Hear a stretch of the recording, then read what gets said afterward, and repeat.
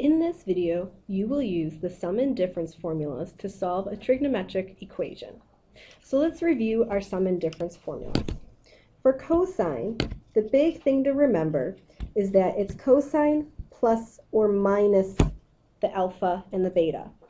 And so when you're doing the formula, it's cosine of alpha and beta, but then the opposite operation, minus plus the sine of alpha and the beta. When you're doing sine of alpha plus beta, this is cosine of alpha, cosine beta, the same operation, plus or minus, and then again, cosine alpha sine beta. Tangent is completely different. When you're doing the tangent of alpha plus beta, in the numerator, you want the tangent of alpha, same operation, plus or minus, tangent beta. And in the denominator, you're doing one opposite operation, minus plus, tangent alpha times tangent beta. So what we're going to look at now is a trigonometric equation where you need to use the sum and difference formulas at the same time as trying to simplify and solve an equation. So in this example, I'm trying to solve for the sine of x plus pi over 3, and this will be one expression I'll need to use a sum and difference formula for, and the sine of x minus pi over 3, this will be a separate expression I'll have to use a sum and difference formula for. So let's start with the sine of x plus pi over 3. If I use the sum and difference formula, so the sum formula, that simplifies to this expression. I don't know x, so I can't do the sine of x, but I do know that the cosine of pi over 3 is a value of 1/2. I know that by looking at my unit circle. If I go to pi over 3 and I see the cosine value, I see it's 1/2. So that's why you can substitute that in. Then, I don't know the cosine of x, but I can see that the sine of pi over 3 is root 3 over 2. Again, I'm getting that from going to pi over 3 on my unit circle and looking at the y value for sine, root 3 over 2, and substituting it in. I can also simplify the x minus pi over 3 by using the difference formula for sine. Again, if I plug in the values we know, cosine of pi over 3 is 1/2, and sine of pi over 3 is root 3 over 2, I get those different expressions. Now what I notice from here is that I have a cosine x root 3 over 2 in the first one and in the second. Since one of them is positive and one is negative, those cancel out, leaving me with just the sine 1/2 and the other sine 1/2 added together. And so, since these are now like terms, 1/2 plus 1/2 would be a value of 1.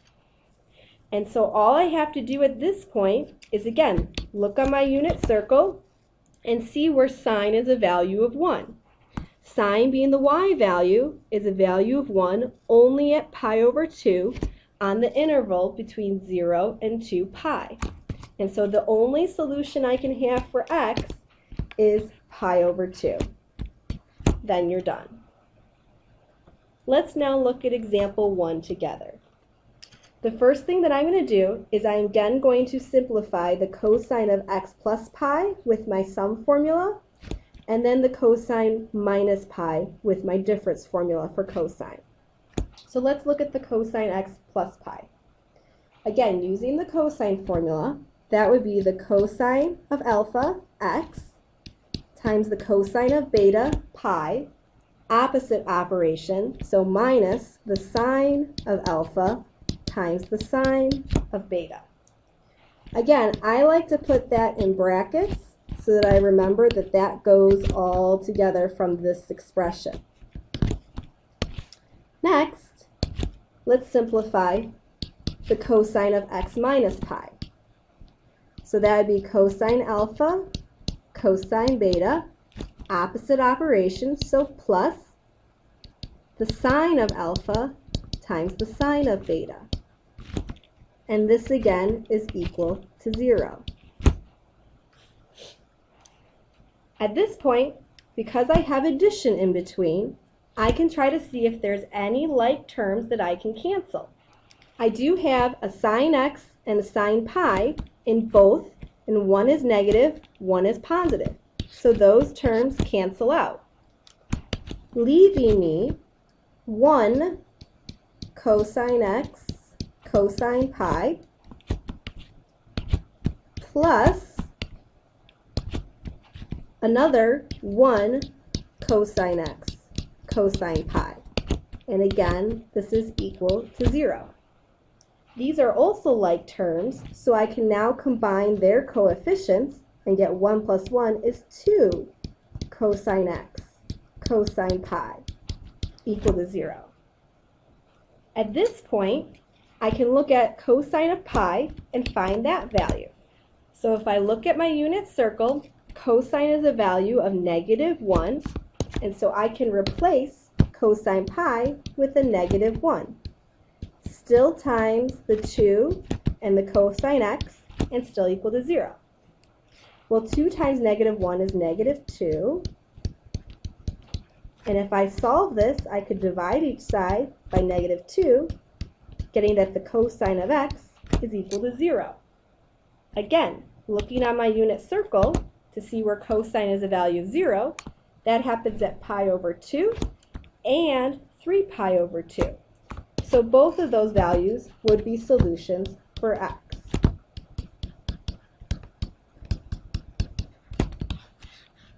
Now, if you wanted to check your answer, you could always plug in your solutions to the original equation. Since these are radian values, you're going to want to make sure that your mode is in radian. And then we're going to do the cosine of x. So let's do the pi over 2 first. Plus pi. Plus the cosine of, again, x again. So pi over 2 minus pi. And this should give us the value of 0. You can likewise do the same thing with your other solution, the 3 pi over 2. Let's now take a look at number 2. I'm going to first simplify the expression of sine of x plus pi over 6 by using the sum formula for sine. This will give me the sine of alpha times the cosine beta, again, same operation, times the cosine alpha sine beta. And again, I like to put this in brackets.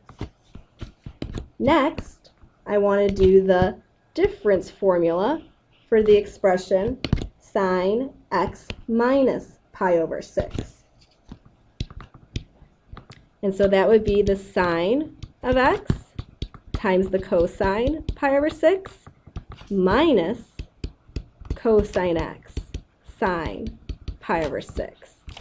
And again, this is equal to 1. Now on this one, unlike number 1, because my operation between the expressions is negative, you do have to distribute the negative sign. So if I distribute the negative, I'm left with the sine of x cosine pi over 6 plus cosine x sine pi over 6. But then I have minus sine x cosine pi over 6 and plus cosine x sine pi over 6 equal to 1. That means my two like terms that cancel out are these first ones. Sine of x cosine pi over 6 is positive, and here it is negative. And so now if I combine these two, that will give me 2 cosine x sine pi over 6 equal to 1. At this point, let's look on our unit circle and see where sine is a pi over 6. Sine is a value of 1/2 at pi over 6. And so I can replace the sine of pi over 6 with a 1/2. Since 2 times 1/2 is 1, I'm really looking for the value of cosine at a value of 1. So again, on my unit circle, cosine is a value of positive 1 at 0 pi. And since our interval includes 0 but not 2 pi, I would have only the solution of 0 or 0 pi. Let's now look at number 3. In number 3, before I can start this, you want to make sure that your expressions you're going to be using the sum and difference formulas for are on the same side of the equal sign. So what I can do is I can take this sine of x plus pi over 4 and subtract that term to the other side.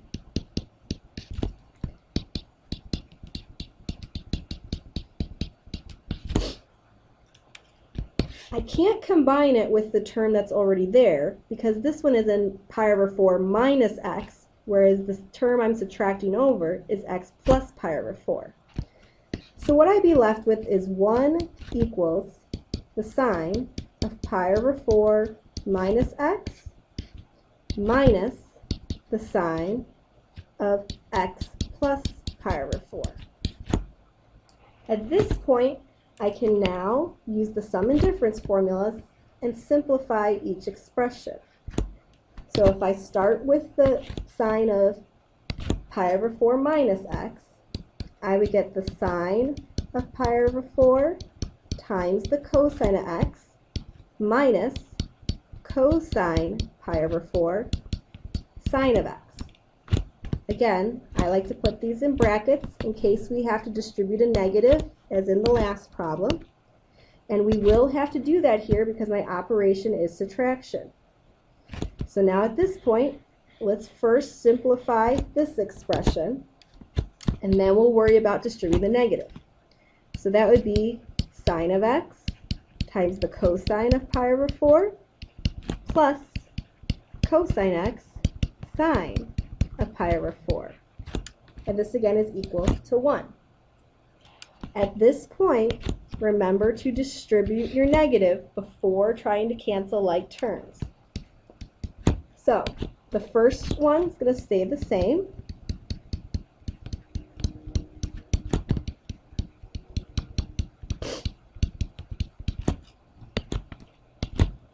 The second expression becomes negative sine x cosine pi over 4 minus cosine x sine pi over 4.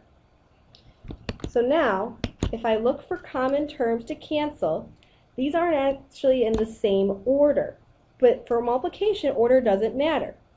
Here, I have a negative cosine x sine pi over 4. This is also a positive cosine x sine pi over 4. Positive and negatives cancel out. So what that leaves me with are these two terms that are actually like. They both have a sine x, they both have cosine pi over 4, except it's going to be a negative 1 minus 1, which is negative 2 cosine pi over 4 times sine x. So at this point, if I look at my unit circle at pi over 4, the cosine value is root 2 over 2. So I can now replace the cosine pi over 4 with root 2 over 2. If we do that, I can see that these two cancel, leaving me negative root 2 times sine x. You'll remember from solving the other equations that to get sine x by itself, I would have to divide by a negative root 2. And this also means I have to rationalize my denominator to be able to get rid of the radical in the denominator. And so what we now have is a root 2 over 2 negative equal to sine of x. So on my unit circle, sine is going to be negative in quadrants 3 and 4, and sine is a value of root 2 over 2 negative. at 5 pi over 4 and 7 pi over 4. And so our two solutions for x here would be 5 pi over 4 and 7 pi over 4. And again, remember, you can use your calculator to simplify. Please now pause the video and complete number 4 on your own. What you should have found is x to be a value of pi over 4 and 7 pi over 4. Again, if I take the sum formula for cosine, I get the orange. The difference formula gives me the green. The signs are what canceled out, and so I was able to combine the two cosine functions to be 2 cosine x cosine pi over 4. The value of cosine at pi over 4 was root 2 over 2, and from there we just simplified our equations like the day before. Please now look at example 5 and plug in each expression to the sum or difference formula. We will then finish solving the equation together.